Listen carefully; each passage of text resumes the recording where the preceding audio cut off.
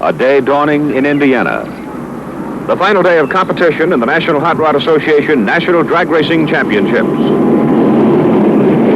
Raceway Park.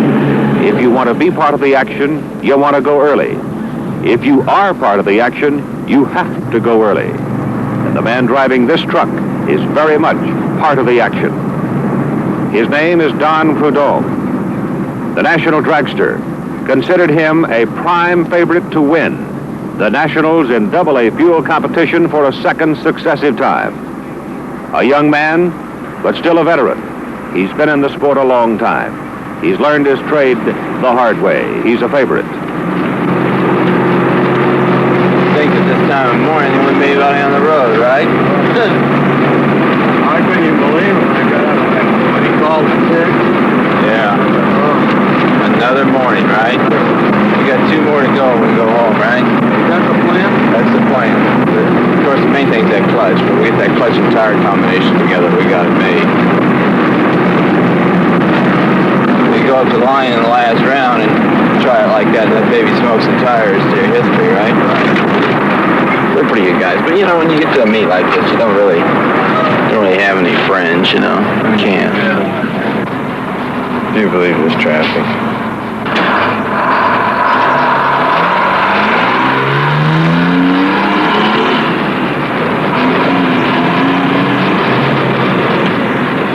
Do you have any real plans on how you're going to run the meet? Full bore all the way. You have to. If you try and back off and save it for the last round, somebody will get you. Or a grenadier to get you or something, you know. Just plan on, after 5 runs, the engine will be junk. But the last run, it'll still be there.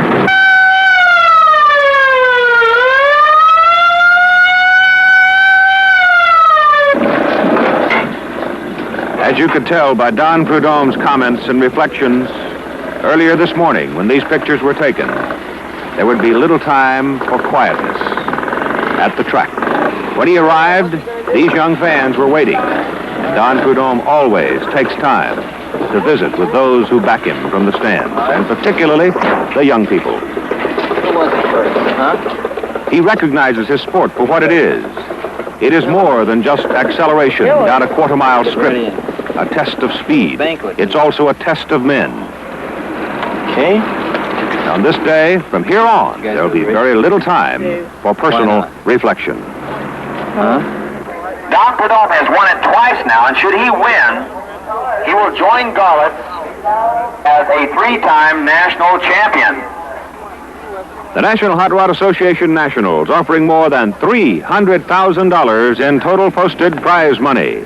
The crowd came early. 1,000+ entries to this national championship, and we're down now to just about a couple of hundred, and everything's riding on the action today.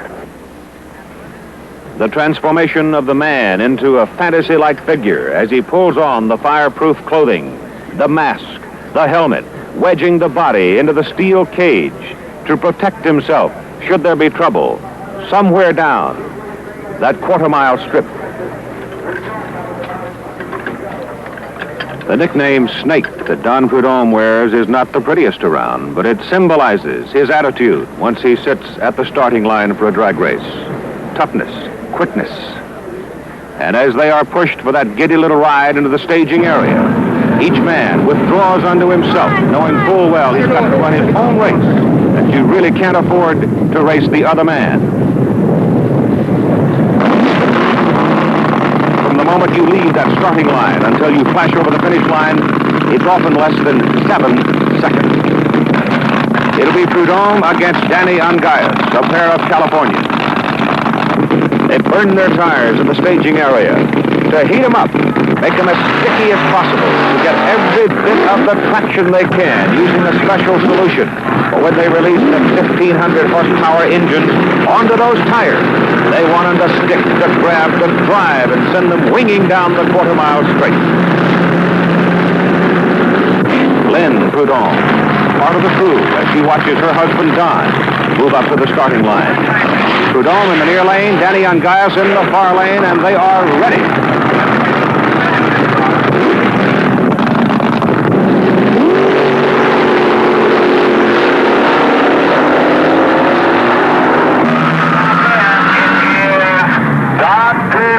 incredible blast of power as Don Prudhomme defeats Danny Ungais, the kind of action that is marking the 16th annual National Hot Rod Association, staging one of the most explosive, one of the most record-setting events in the history of drag racing. I'm Keith Jackson, and today on ABC's Wide World of Sports, I think that you'll just stand in awe at some of the mechanical and personal performances by some of the top drag racing drivers in the world. And something new at the National Drags at Raceway Park, motorcycles for the first time, running in a special category, $1,500 prize money. In the competition we're about to see, James Chrysler, Minneapolis, Minnesota, on a Harley-Davidson, and from Great Britain, Dennis Norman. Their speeds will be more than 135 to 140 miles an hour.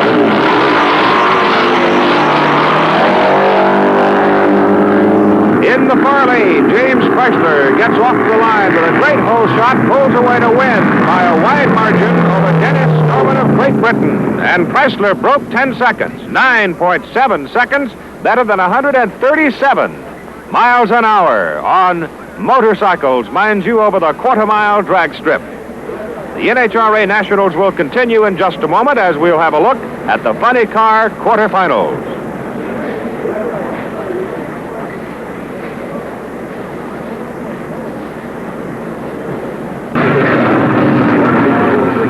These are the funny cars. In effect, they are short version AA fuel dragsters, plastic bodies, and Don Prudhomme is everywhere today. He owns this car. It'll be driven by Jay Howell, and here Don turns crew member as he pours the solution down for Howell to burn in his tires, heat them up, and move into the starting line area. The funny car is capable of going over 200 miles an hour. It's very light. The bodies are made of plastic. Don Shoemaker has been one of the hot fellows all across the country, match racing and in the national competition as well throughout this year. Shoemaker's car is a Barracuda, and so is the car that Howell will be driving, a Barracuda. And Shoemaker has been very, very steady in all of the competition leading up to the funny car quarterfinals. Buster Couch is the starter. Watch him explode off that starting line. I mean, they leap out of there.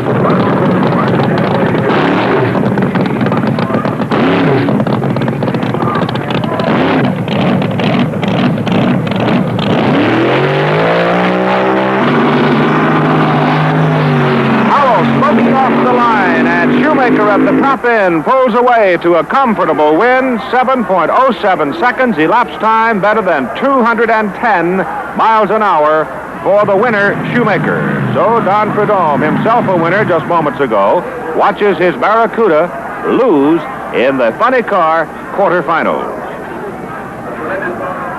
In case you wonder why these are called funny cars, the reason for that's very simple. A few years ago, when they first came on the scene as an experimental class, the public address announcer called them a funny car. The name stuck.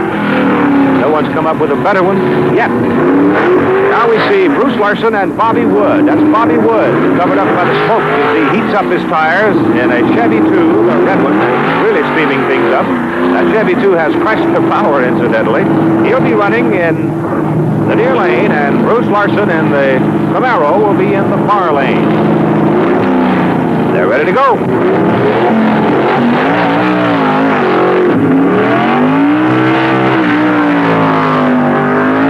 And it's Larson in the far lane, the winner, 7.16 seconds, 206 miles an hour. Bobby Wood, 7.22 seconds elapsed time. A close loser. Bruce Larson goes to the semifinals in the funny cars. Right now, we're going to have a look at the Pro Stockers. Now, visually, these may look very much like the cars you've just seen. They are quite different. For one thing, the Pro Stocker is required to keep the steel shell that came when the car rolled out of the factory. It must not be changed. The steel shell must remain, and there is a minimum weight of 2,700 pounds. They are allowed to make certain lightweight modifications, but they must stay above that weight minimum. They are hot, but not as hot as the funny car. Herb McCandless, right here in the near lane in the Sox and Martin entry, against Bob Yowell.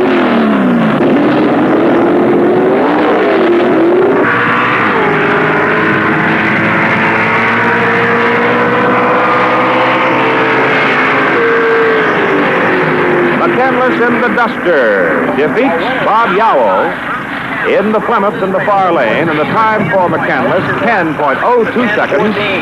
For Yowell, 10.14 seconds. Again, very close.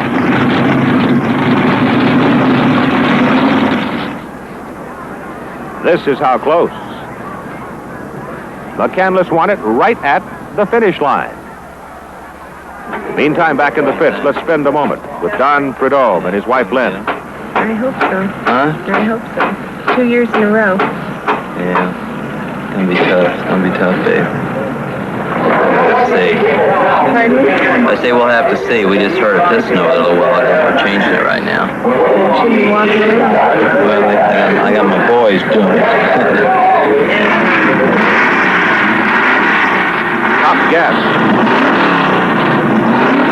The only difference, fundamental difference between this machine and the AA fuel dragster we saw a few minutes ago, this one runs on pumped gasoline. The fuel dragster runs on a mixture of nitromethane and alcohol. A big twin Chrysler powerhouse moving to the staging area. Ray Moats is the driver. Jerry Glenn in the single-engine machine. And a handful of twin-engine gas dragsters running here this week at the Nationals, and all of them have performed very well. They give away weight, quickness, to get more power.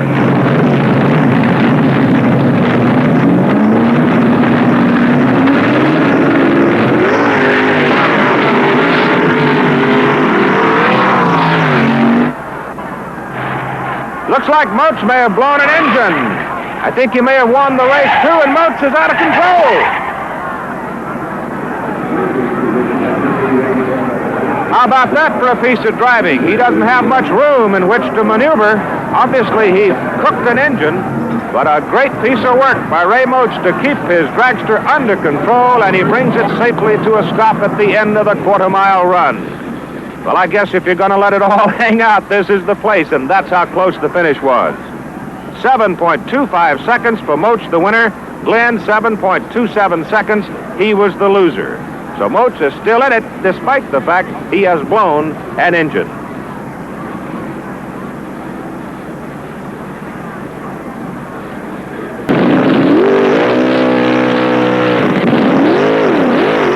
You're watching the NHRA Nationals on ABC's Wide World of Sports from Raceway Park, Indianapolis, Indiana. This is Keith Jackson, and we continue our coverage of the Top Gas quarterfinals. Running in the near lane will be Roger Rowe.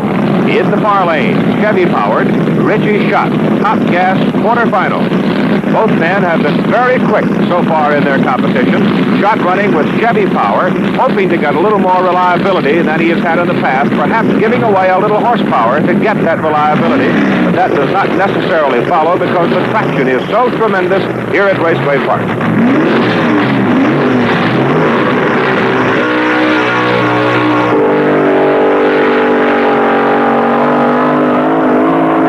Shutting down at the middle of the strip, and Roger Rowe runs away to win in an elapsed time of 7.42 seconds. 7.42, and he got some kind of a start. He was so far out in front halfway down the strip, I think that Richie Schott realized there was no way he was going to catch him. And I think it's worth taking another look at what the drag racers call a hole shot. That's when the man gets off so quick, like that, he's gone. Almost impossible to catch him. All right, now we go into the Top Fuel quarterfinals. And here comes Big Daddy Don Garlits. He's won this event 3 times. He's won 5 national championships. He'll be running against Bob Ibbott. Don Garlits, I'm sure most of you know, sustained a severe injury to a foot, lost part of it in an accident in California. Here he is, one of the great innovators, one of drag racing's top figures. Don Garlits, back in the middle of it. If you want to see a pro start, watch this one. Number 2.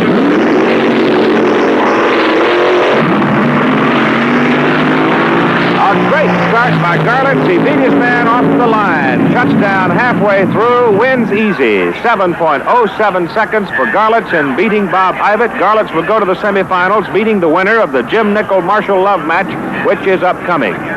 He has won this event 3 times, 67, 68 back-to-back, and that's the feat that Don Prudhomme would like to duplicate. And meantime, in the pits, the tension is really growing where Don Prudhomme is at work.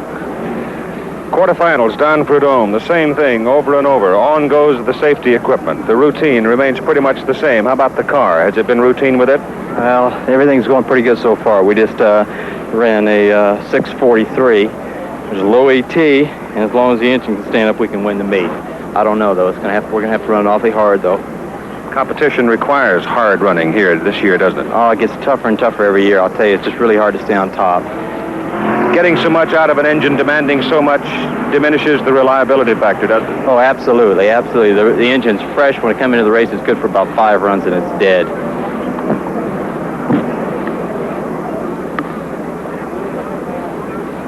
As he turns to continue the work with his crew, readying himself for the upcoming semifinals. Again, I'll say the tension is reflected visibly.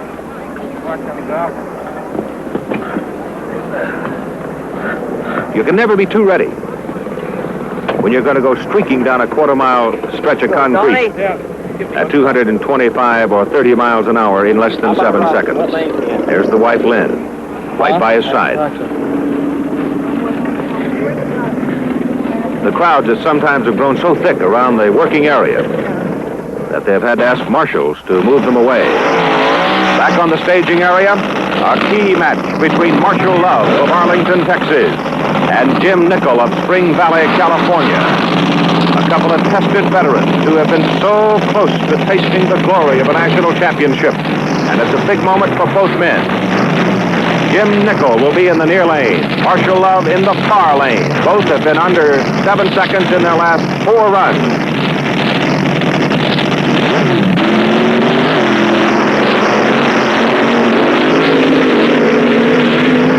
Jim Nickel at the top end, 6.59 seconds, and both men release their chutes late, way down the strip, and look at them bounce around.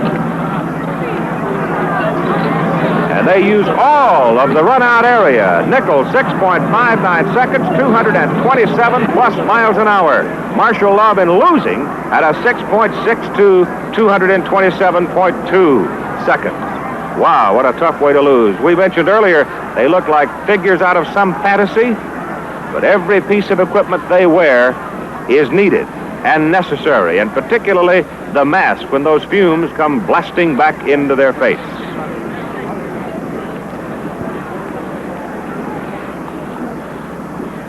We'll see Don Prudhomme and Pete Robinson right after this timeout.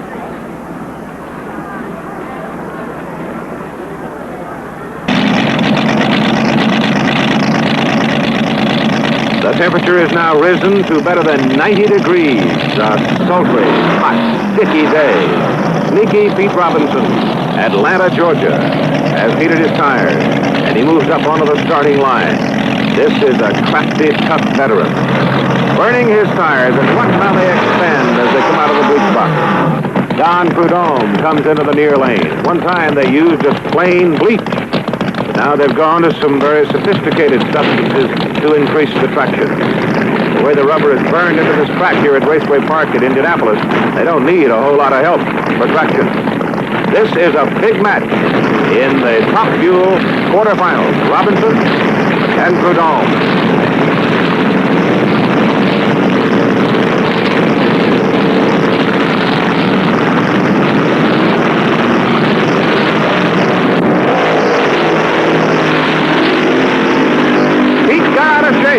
Just after the start, eased off. Prudhomme wins it. Listen to the lap time. 6.45 seconds for Don Prudhomme. 208 miles an hour.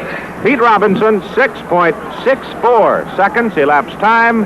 His speed, about 207 miles an hour. So Don Prudhomme stays in it. And we'll be back for more later at Indianapolis. But right now, let's rejoin Jim McKay at Val d'Isere, France. The men's downhill skiing.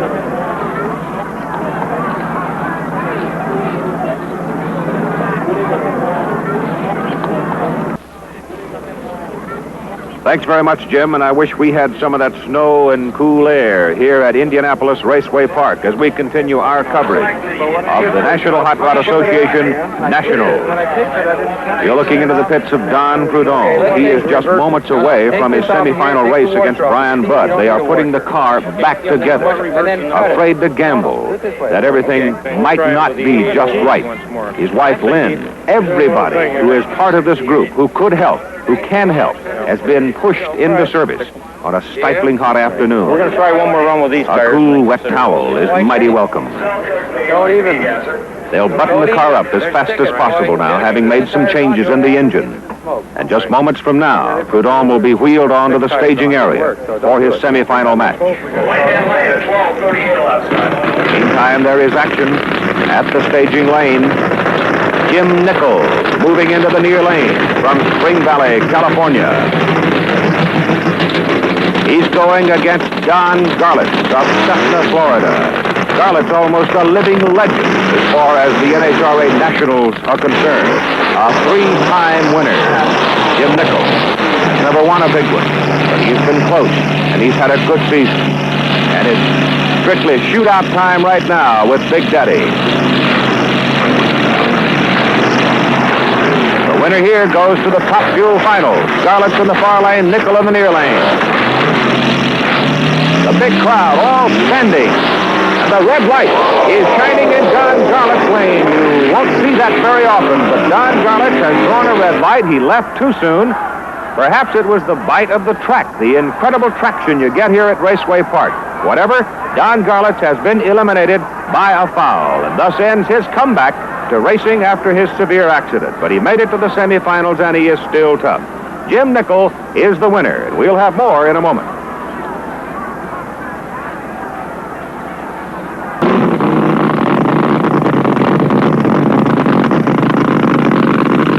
All right, here we go with the last of the semifinal runs in the Top Fuel category. Jim Nichols has already won his way into the finals. The winner of this one between Don Prudhomme, moving up to burn his tires, against Brian Budd, who moved into the near lane. Brian Budd was the low qualifier, rolled off the truck a couple of days ago and turned in a 6.66 seconds. Elapsed time is better than 212 miles an hour, and nobody could beat him in the qualifying. And he has made his way to the semifinals. You would think at this juncture, however, Don Prudhomme might enjoy a psychological edge because Budd has not had the experience of Prudhomme nor the winning history.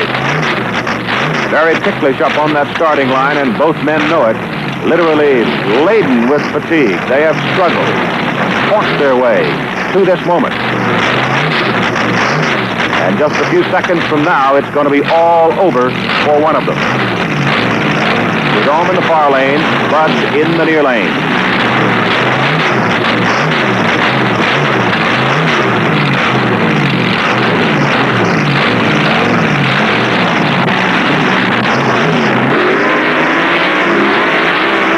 Red light on Brian Budd. Don Prudhomme is in the finals against Jim Nichols. Budd, realizing he had to get off quick, let it go too quick. He saw the red light himself and shut his equipment off and coasted on through the trap. And Don Prudhomme will be going against Jim Nichols for the Top Fuel Championship here at the Nationals. The Pro Stockers now will come wheeling around the corner. Arlen Banky of Akron, Ohio, in a Plymouth Duster, running against Herb McCandless of Burlington, North Carolina. He is in the Stockton Martin Duster right here. Both these men have been absolutely superb so far.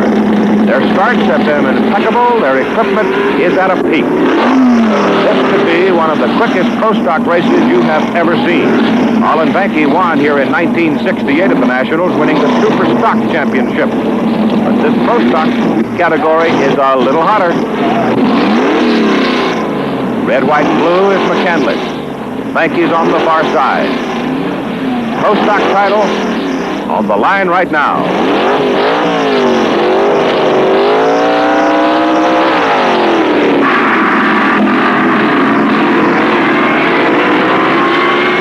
They're shifting all the way through, and it is close. And it's McCandless the winner. 9.981 seconds. And hear this, Banky, 9.983 seconds, and both men get 138.03 miles an hour for their top speed. And let's take another look. The top speed is measured in the last 66 feet at the very end of the course, and you can see McCandless won it by the smallest of margins. You never been so happy in your life, Herb? Congratulations. Thank you very much. That's the first big one for you, huh? Yes, sir, in the pro stock, I'm really happy. I just don't know what to say. Ronnie Stocks will be sitting down under that tree kind of green. Yeah, he had some transmission trouble. It's just one of those things. I'd rather be lucky and fast a lot of times. Really had to put the pressure on equipment this year, though, didn't you? Yes, we really did. We really pushed the cars hard. This was the toughest field of cars I've ever seen. Herb, you did a great job. Congratulations. Thank you very much, sir. So the young man from Burlington, North Carolina, Herb McCandless, wins his first major title at 27 years of age in the Soxon Martin Duster. And now we move into... Now the final run for the motorcycles, running for the first time at the NHRA Nationals. It'll be Boris Murray of Laverne, California, on a Triumph in the far lane, running against Larry Welch of Chevrolet, Maryland. He is on a Triumph in the near lane. Murray has the quicker time so far in the competition of the two at 9.49 seconds. Welch at 9.51. They'll put it out here right now. In the finals, Buster Couch taking a good look. This is something new for everybody who's been coming to the NHRA Nationals for years here at Indianapolis.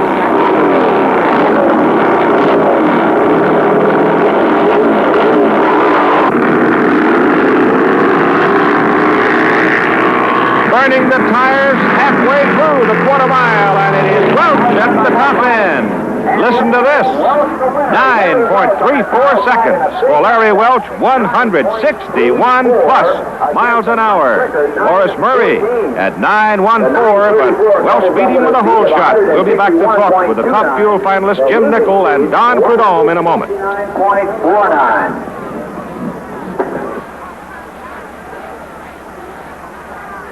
That up, right?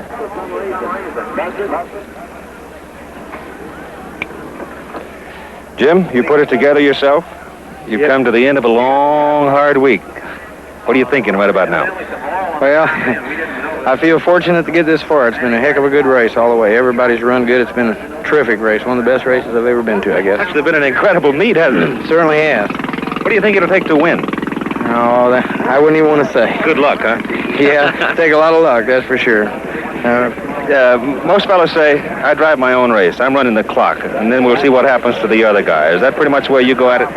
That's basically the way you have to feel about it. You know, Prudhomme's a very good runner and a heck of a good driver, so we'll just have to see what happens and so on. It takes a little of what you call gut toughness when you come up in this moment, doesn't it? That and a little lady luck, yeah. Jim, good luck to you. Thank you very much. Jim Nicol from Spring Valley, California is certainly not an unknown factor. Prior to this meet, the national dragster in handicapping the field made particular note that he had been a consistent performer and been so close to winning one of the big ones. It also made note of the fact that he has been running some real hot stuff in his equipment, but he did come in as one of the listed favorites. Jim Nicol, to be reckoned with by Don Prudhomme. Don, you happy as you go to the finals? Oh, boy, I'm very happy. I want to do it 2 times in a row. That make me a 5-time national champion, and I'll tie it with Gartlett. Good luck to you. Thank you. So the Top Fuel finalists are headed for the staging lane. We're not far away from the exciting climax to one of the most successful national meets ever for the NHRA here at Indianapolis. But right now, we're going to watch the Top Gas Final. Jack Jones of San Diego, California, will be in the far lane. Roger Rowe of Los Angeles will be in the near lane. Jack Jones is also trying for a second successive title here at the Nationals. He won the Top Gas title last year. Victory here today could be worth right at $10,000 for the winner.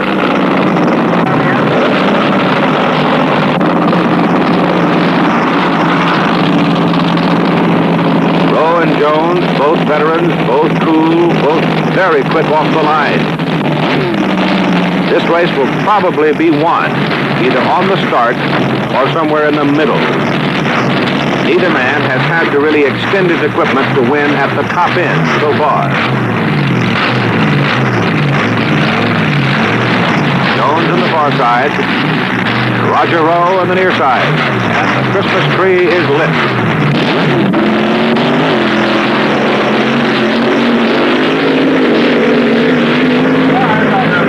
And it's Jack Jones with a great start, 7.41 seconds for the quarter-mile run for Jack Jones. The speed not a particular factor in this instance because Jones got such a great start that he was well out in front halfway down and zipped across to win his second successive Top Gas title here at Indianapolis Raceway Park in the Nationals. So there is jubilation in the San Diegans pits, and here comes the crew racing down pit road. There was a time when you could win this championship and go home with $1,000, but not anymore. Today, there is 10 times that amount guaranteed. And here's the crew. Now we go to the farm. The white car is Leroy Goldstein. He was the first man to run a funny under 7 seconds. And here at Raceway Park in this meet, he has had 4 runs in less than 7 seconds in his funny car.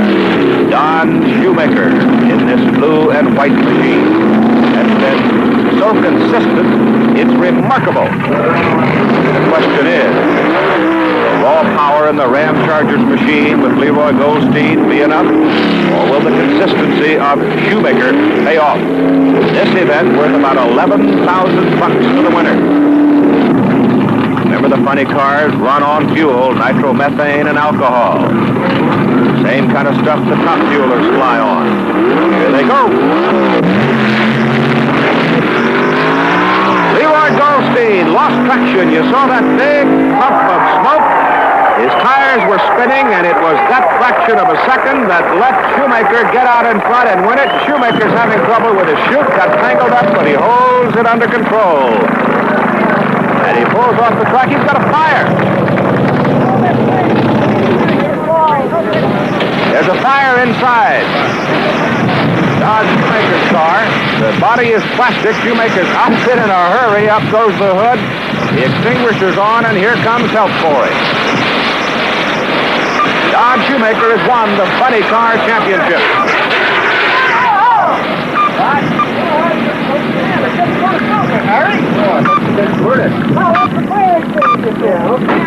He has an extinguisher inside, and obviously when he first saw the fire, he popped it. They were quick there to help him. Excuse me? All right. He's fine.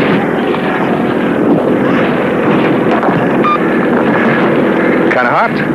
Very. What let go? Well, we burned a couple of pistons, I'm sure, on the run. We blew some oil out of the breathers. Catches on fire on the headers, and then I hit the fire extinguishers.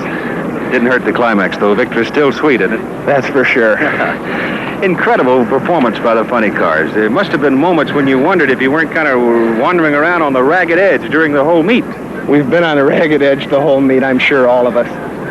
Well, you hung on, did a great job. Congratulations. Thank you very much. 7 seconds flat, 215 miles an hour for Don Shoemaker. The top fuel final. Prudhomme and Nichols coming up.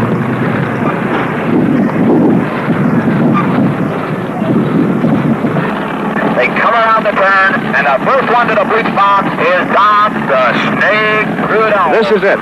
This is the climax to all of the hard work, the frustration, the sleepless nights.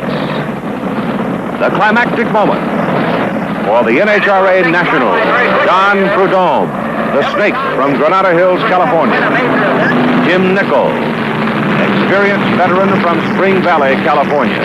The day started near 4 a.m. for both these men on this day. Steaming hot weather has given them both fatigue, bone tiredness.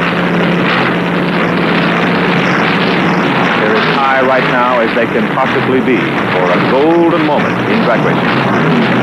The highest payoff ever for the top fuel dragsters. The biggest crowd in the history of the Nationals watching. The The near lane, Don Prudhomme. The far lane, Jim Nickel. They are both staged.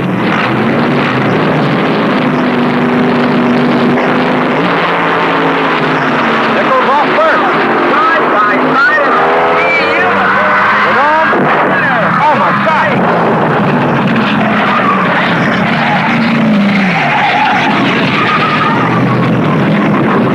That's Jim Nickel's car.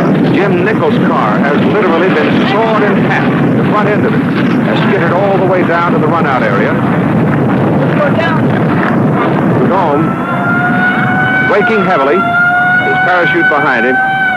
But Nickel's car, cut in half, there is the driver's cage. It caromed at least 350 feet down the track and bounced over into the grass.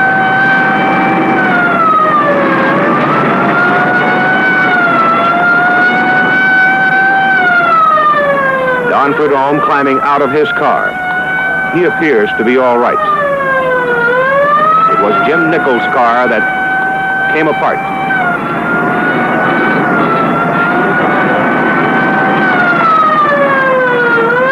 Again, I would say that Don Prudhomme appeared to be all right. He is now climbing out of his fire suit.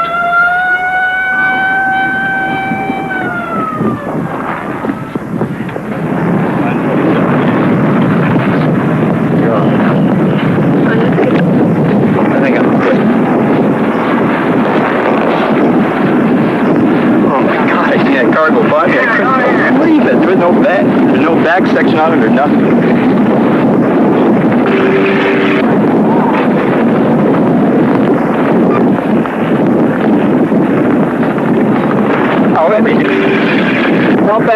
How bad is he?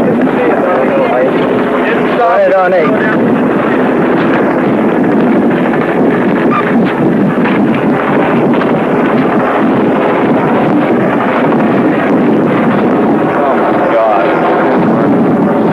That car come by, the nose of the car went right in front of me, and then I thought, my God, there was no back section of the car, and I followed it right down here. I couldn't believe it. It was all the fire.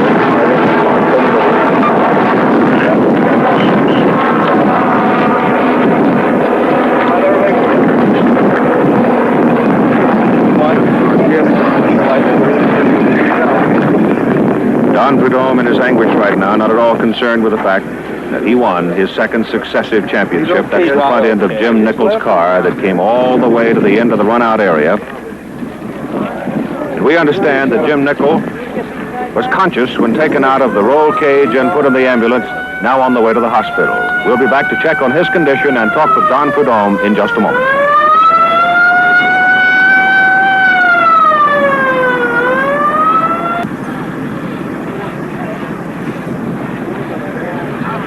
The crowd is gathered around what's left of Jim Nickel's car, disintegrated in the final run for the Top Fuel Championship. The word from the hospital is that Jim Nickel will be at the victory banquet tonight. He'll be a little sore, but he's all right. That's marvelous news, incredible news, considering the extent of the accident. And here's the finish, how terribly close it was. Prudhomme winning by a yard. 3/100ths of a second at 231 miles an hour. It won't matter. You look all right. Congratulations. Thank you. Thank you very much. I know you, like thousands of us, were shaken by what happened to Jim Nickel. Yeah, it was just unbelievable. I'll tell you, we were coming towards the lights, and he was right next to me. I didn't know who was going to win the race. And then I knew I was in the finish lights, and I was getting a little dust back on me, a little oil back on me. And I opened the chute, and I got my goggles down a little bit where I could see. And the next thing I know, his car was in front of mine. If my chute hadn't opened, I'd have hit him for sure. I hit what was remaining of his car. Well, I know when you got out of the car, you said, I'm going to quit. That's a tough thing for a five-time national champion to say. Yeah, well, that's the way I feel right now. I'll tell you, things are getting too tough, and I just don't know what's going to happen. But I'd sure like to thank all my sponsors that have brought us this far to win all these meets. And one's Hot Wheels, Goodyear, and Coca-Cola, you know. Don, I've never seen you so fatigued as you were before you started this final. Yeah, it's been a long tour. We just ended up, this is our last date, and we're on our way home, and we've had 2 cars, a funny car, a Hot Wheel car we've been running, and it's just really been a strain on us, really. You've got to be one of the toughest critters I've ever seen. Well, thank you very much. I'm just very happy tying Garlitz's mark now that I won 5 national events, and that makes me just super happy. 6:45, Don's a great final run. You're a fine sportsman. Go get some rest. Thank you very much. And thus the NHRA Nationals come to a close at Raceway Park. An incredible chapter in the growth of this sport. Incredible that Jim Nicol should survive the accident we saw and be making plans right now to attend the victory banquet. Record speed, record money, record crowd at the NHRA Nationals. The executive producer of ABC's Wide World of Sports is Roone Arledge. Coordinating producer, Jim Spence. National Drag Racing produced by Bryce Weissman. Directed by Bernie Hoffman. World Cup Skiing produced by Doug Wilson.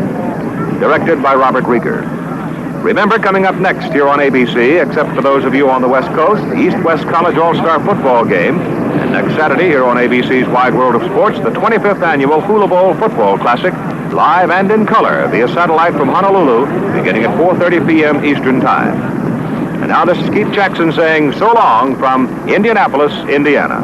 Today's program pre-recorded.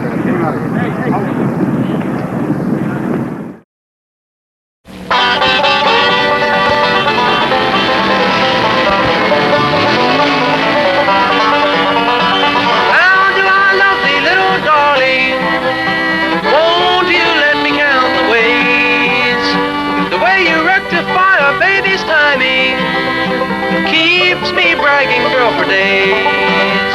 Without your strength behind me, I'd never make the line. But take care with your breathing, cause that stuff's dynamite. And while you're there, I know you'll check them cheaters are wiped down. For love or money, you're my main bearing now. For love or money, you're my main bearing now.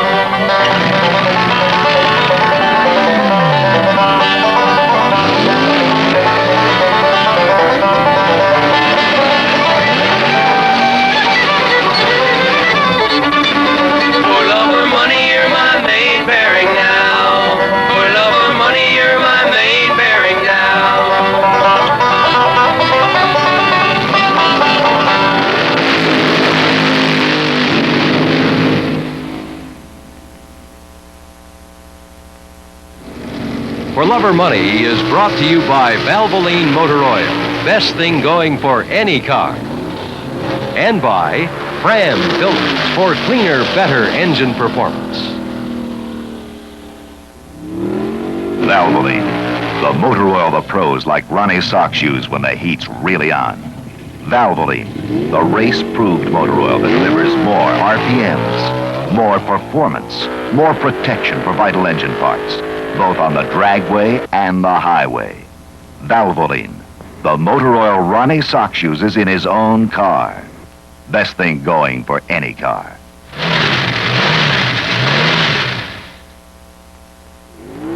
Plymouth factory team driver Ronnie Sox rams his Pro Stocker through the quarter mile.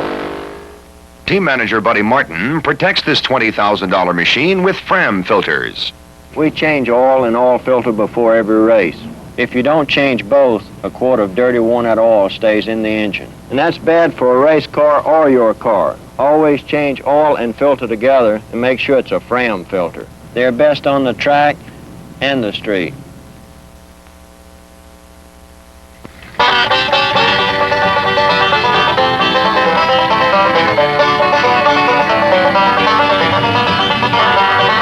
Technical inspection for the National Hot Rod Association's World Finals at Dallas International Motor Speedway. These drag racing machines have come from every corner of North America. Sherwood Park, Alberta, Canada, to Metairie, Louisiana. More than 10,000 contestants entered the NHRA's World Championship Series at the start of the 1970 season. Only 350 earned enough points to win an invitation. The entry list is a slice of drag racing life rich with the nuggets of character and color that give the sport its unique flavor. Stock 55 Chevys, double Hemi-powered rail jobs, odds-on favorites and guys who don't stand a chance. Ma and Pa hobbyists and highly organized, well-financed professional teams. At stake, $235,000 in prize money. The Plymouth factory team of Sox and Martin, manager Buddy Martin and driver Ronnie Sox, brings one of the most incredible records in all motorsport to the World Finals, literally winning everything in sight. Every major pro stock class championship at least once, 9 in all, and 95% of their races since 1965. To top it off, they've never lost at Dallas. In drag racing, there's nobody heavier than Sox and Martin. But there's far more to the business of being a winner than just winning races. We have a lot of experimenting and testing and things like that we have to do for the factor that a lot of other people is just handed to them because we did it first and worked it out and made it work.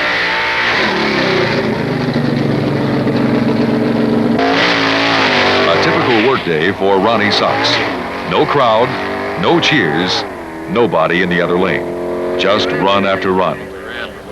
Performance testing dozens of carburetor manifold combinations at a rented drag strip in Rockingham, North Carolina.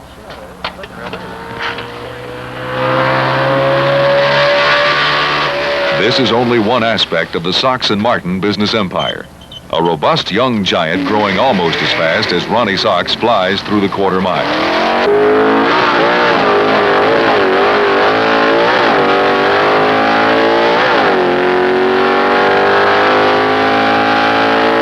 Well, when we started out in this, we had no idea it would come along as far as we did, to tell you the truth. And it was definitely a love of the sport is the reason that we got into it to start with. The sprawling shop outside Burlington, North Carolina turns out 25 fully prepared cars and 60 racing engines a year for Sox and Martin customers. A parts and speed equipment sales operation flourishes in the same building. It's also home base for Jake King, mechanical wizard of the team, who devotes his time exclusively to Sox and Martin race cars. One element of the Sox and Martin success formula is obvious. A winner makes money, and money helps to keep you winning. But that's only half the equation. I think money can help produce a winner, but at the same time, I think you've got to have something more than just money. I think you've got to definitely have the desire to do it and want to do it. Wanting to do it is one of the forces that gives drag racing its enormous vitality. Every contestant at Dallas wants to be here. In fact, if the total prize money was $1.85, they'd probably still have to hold a qualifying round. Sex or age doesn't matter. Those who are into it give it a fierce and apparently endless loyalty. About 2 years. About 5 years. 8 years. About 10 years. About 12 years. Ever since I can remember, my father raced.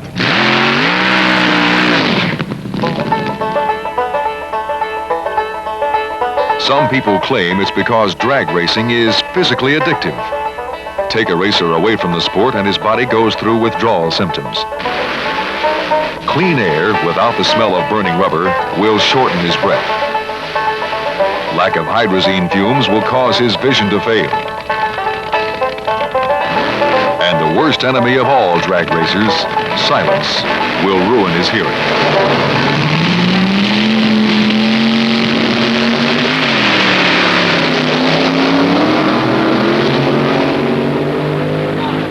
Everyone at Dallas has his own special reason for being here and being involved in drag racing.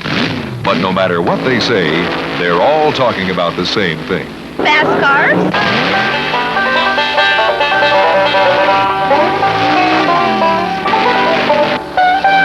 The people.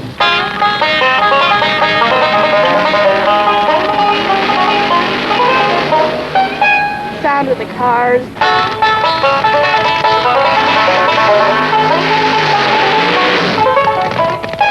I hope to win.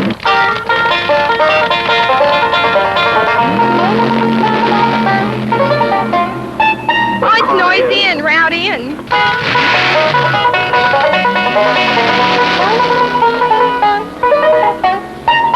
I just like to go fast.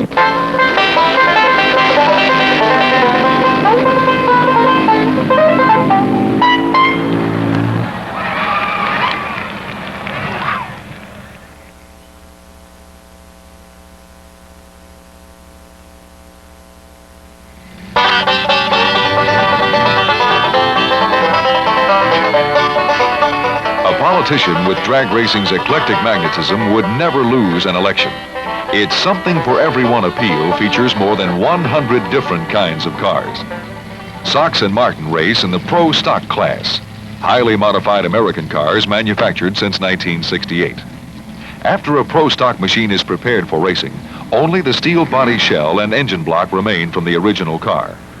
Mechanic Jake King must blueprint the engine and top it with 2 4-barrel carburetors to boost horsepower, beef up suspension and transmission, and replace hood, deck, and fenders with lightweight components.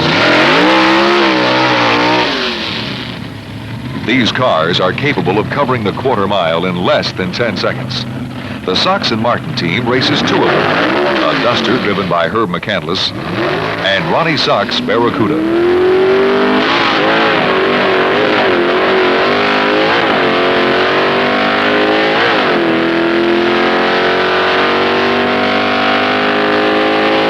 In addition to Pro Stock, there are 3 other professional racing classes at the World Finals.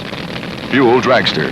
They're supercharged, burn nitromethane, develop 1,500 horsepower, and blast through the quarter in less than 7 seconds. Gas Dragster, most with twin engines. These are the gas-powered cousins of the Fuelers. Funny Car, the name given to the fuel-burning, plastic-bodied Frankensteins of the sport. The non-professionals are in the sports racing category, which includes competition, modified, super stock, and stock classes. These machines and the people who race them are the flesh and blood of drag racing. Well, I think the non-professional drag racer has got to be one of the most dedicated persons to this type, any type sport, because if you just look around the pits and see the time and effort they put in this equipment and all the expense they go to traveling thousands of miles to get here, just for that one crack at the title, I think they're definitely a dedicated bunch. From the slowest stocker to the wildest AA altered, they all feel the same. Dedication can't be measured in dollars and cents, but it's a start. I have a 63 Plymouth 426 wedge. Cost me $2,000. Oh, about $5,000. About $10,000. 13 grand maybe. Probably 20. You're looking at around $30,000. $32,000, $33,000 in the total car.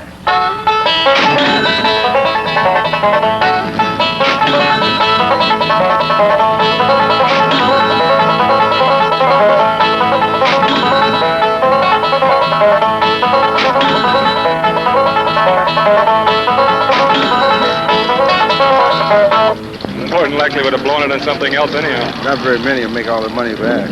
You get enough to kind of pay expenses as you go. It gives us extra spending money when we win. No, I've never won. Someday I hope to win a big meet, get it back. But not without help. Whole families are pit crews. In fact, most of the non-professionals and many of the pros couldn't get off the line without their wives. Female involvement in drag racing produces a romantic triangle that would make Sigmund Freud lie down on his own couch. A passionate love affair between man and machine, aided and abetted by his wife. I love it. I take out the spark plugs, drain the water, little things. I love it. I help clean parts and assemble engines and stuff like that also. I love it. That's what my husband wants to do, and if that makes him happy, then I'm happy.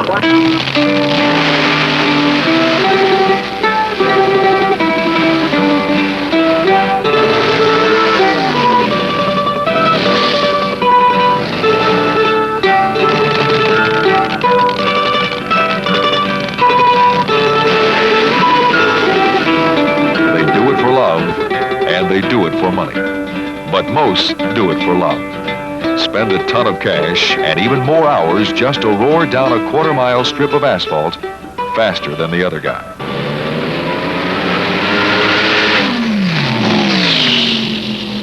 At Dallas, there are 350 entrants and room for only 128 cars in the finals. Divisional champions like Ronnie Sox and his Barracuda, or Assassination, a funny car driven by John Decker, are guaranteed a place.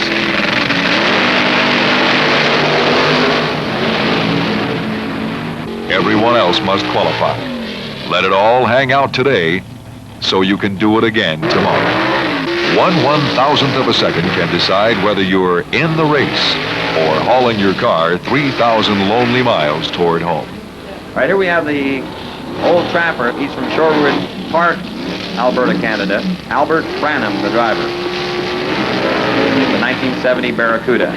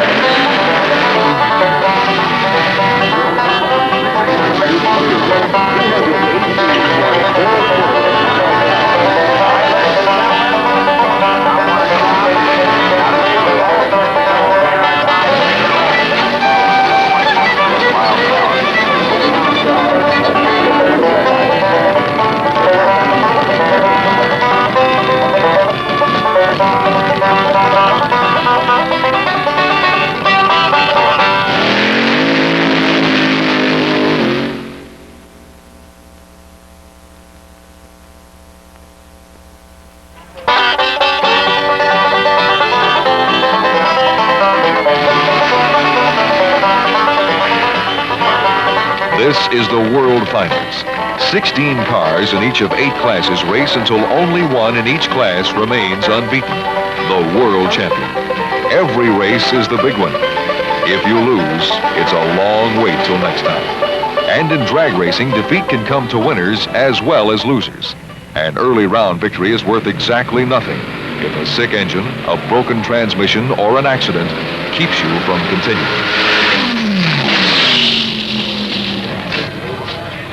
The car, I believe, went over the guardrail. Or crews or what have you, let the emergency crew do their job. So Love won the race, but lost the war. We just received word that the driver is out. Marshall Love is out of the car and walking around. It's funny car time, ladies and gentlemen. The plastic-bodied replicas of Detroit Iron. Some 1,500 horsepower available to the drivers. Moving out into the breach area, John Decker from Denver, Colorado. Decker driving a Plymouth. His opponent, Houston Platt from Atlanta, Georgia. Platt driving a Ford. So it's Ford versus Chrysler in this one. They Try and wait for the smoke to clear so you can see where you're going. And you're thinking about a lot of things, you know, how to stage and how many RPMs, watching the oil pressure and trying to figure the best place in the track, and just a lot of things to think about.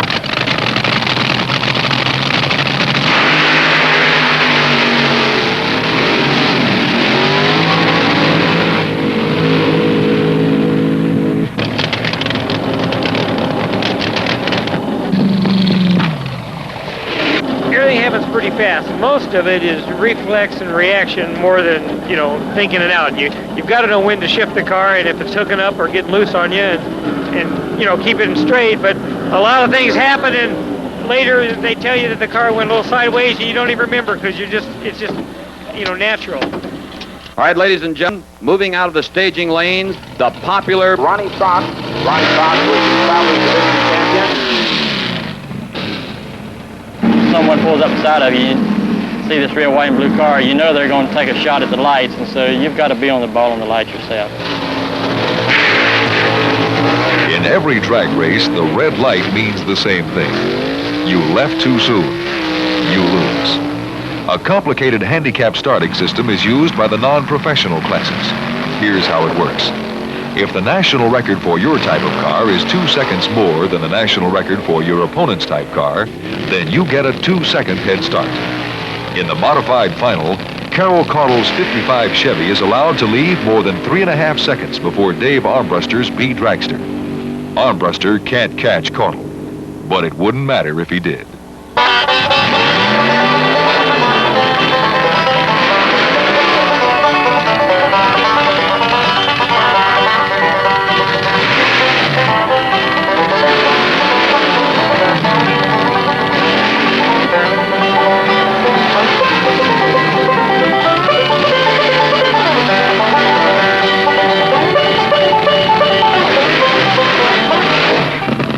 Coughlin's injected A funny car faces hometown hero Ben Griffin's powerful A fuel dragster in the competition final.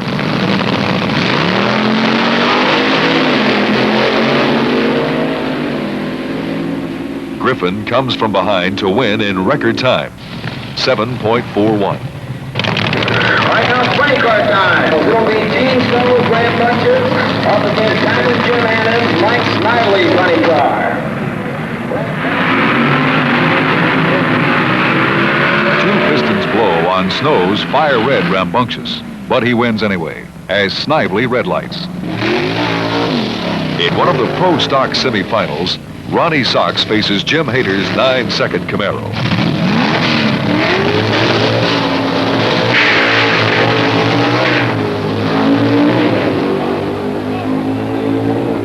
Sox outpulls Hader through the high end and continues his steady march toward the World Championship. The Top Gas Eliminator Final is a dream race. Jack Jones, holder of the brand new Top Gas national record, 7.14, established in qualifying, opposes Kansan Ray Mokes, the man who only a month before made the fastest run ever on gas, 7.08.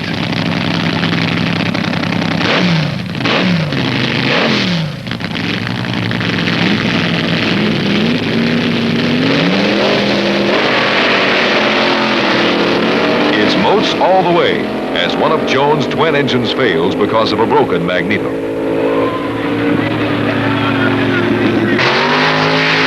After frenetically replacing the two pistons he lost in the semifinal, Gene Snow is back in the final to face Mr. Red, a Barracuda-bodied machine driven by Ed McCullough.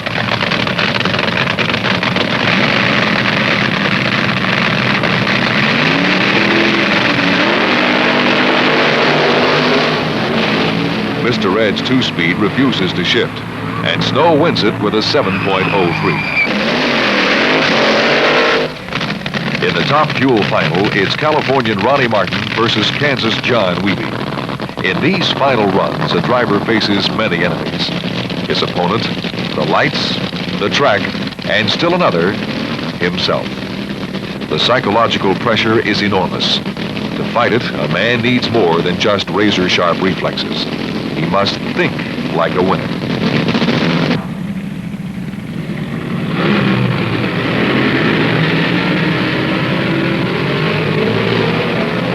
Ronnie Martin wins by inches.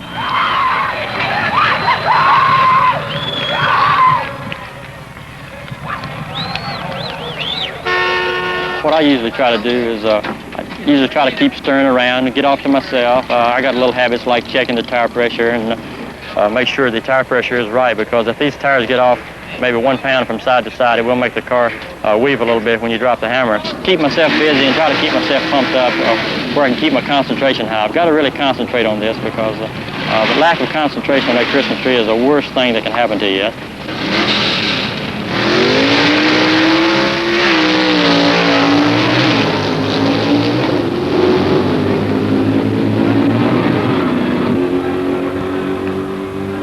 Ronnie Sox beats Harlan Banke by 6/100ths of a second. Ronnie Sox, NHRA Pro Stock World Champion. He's fantastic, really. You just put him up against anyone and he comes out on top.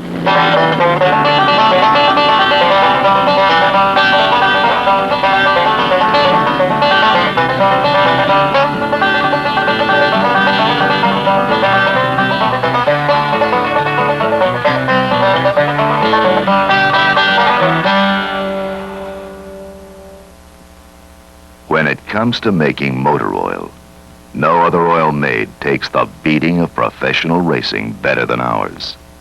That's why more top pros like Sox and Martin use Valvoline than any other brand. Now, doesn't that tell you something about the kind of motor oil you should be using in your car? Valvoline. Best thing going for any car.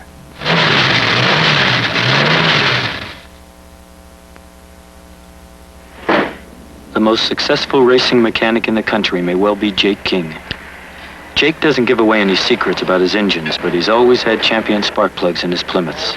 There's not really much secret to it. The only thing that I can do is put them together as carefully and as clean as I can.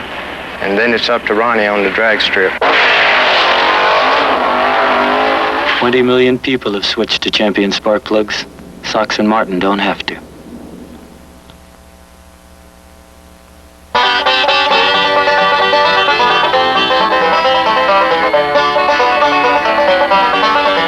Well, that Hemi put me on the trailer.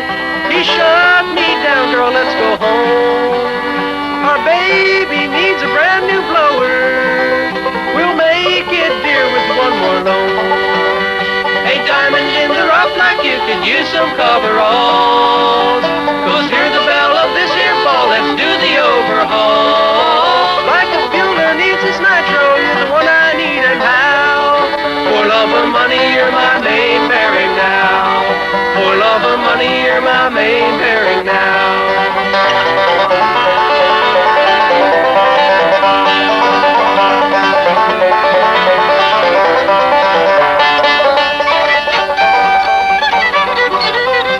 For love or money, you're my main bearing now. For love or money, you're my main bearing now.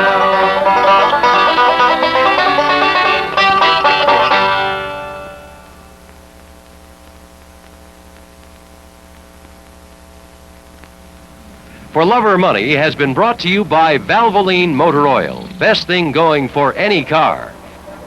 And by Champion. 20 million people have switched to Champion spark plugs.